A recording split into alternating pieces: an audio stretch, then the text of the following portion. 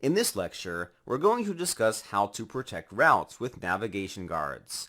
Protecting your routes means preventing users from accessing a route if they don't have the proper permissions. In the resource section of this lecture, I provide a link to the Navigation Guards documentation page. This page goes over in detail how to guard routes. The term guard refers to the ability to perform checks on a request before rendering a component. Guards are defined as functions. In this case, we can run a function before a user navigates to a specific page.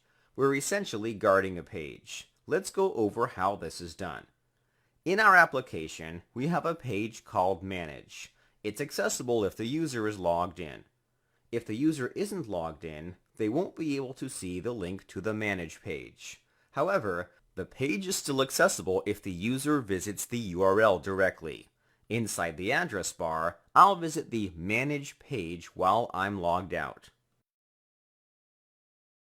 I'm still able to access the page even though I'm logged out. This shouldn't happen because we want the user to be logged in order to upload and manage their music. To prevent this page from being accessed by unauthenticated users, we're going to want to check their authentication status. If they're authenticated, we'll let them access the page. The View router provides us with 3 options for tackling this. We'll go through them all. The first option is a global guard. It's a guard that will run on every route. In your editor, open the router file. After defining the router variable, we're going to call the beforeEach function. The beforeEach function is available after the instance of the router is created. It'll allow you to run a function before every request.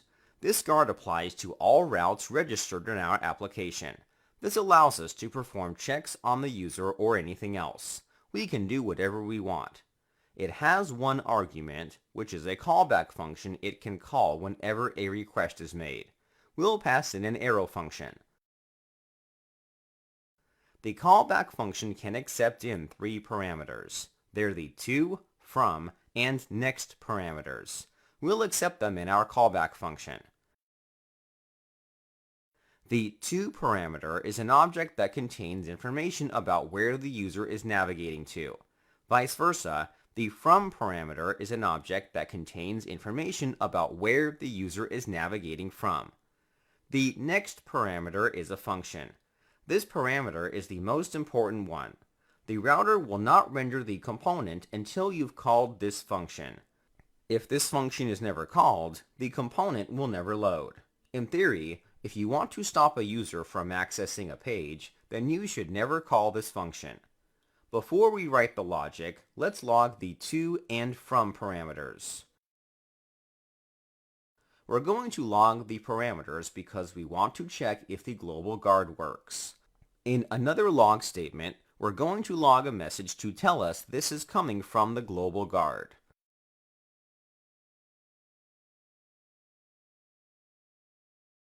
Lastly, we'll call the next function because we don't want to block the component from rendering.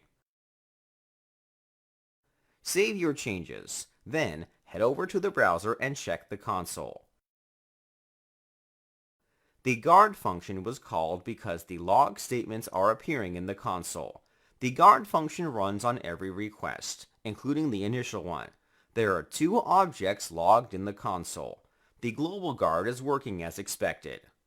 Before we move on, I want to note that the parameters we're logging can be found in the View Developer Tools.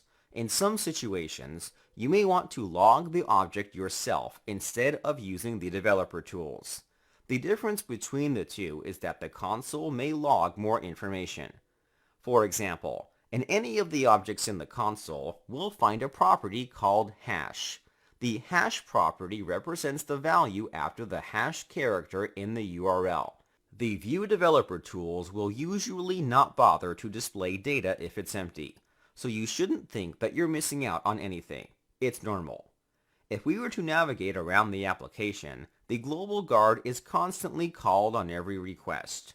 This is indicated by the logs in the console. It's great if you want to perform checks on every route request. For our case, It's excessive because we want to prevent visitors from accessing pages that require authentication. If a page doesn't need to perform this check, then we don't need to perform it to begin with. We'll look at how we can apply guards to specific routes in the next lecture.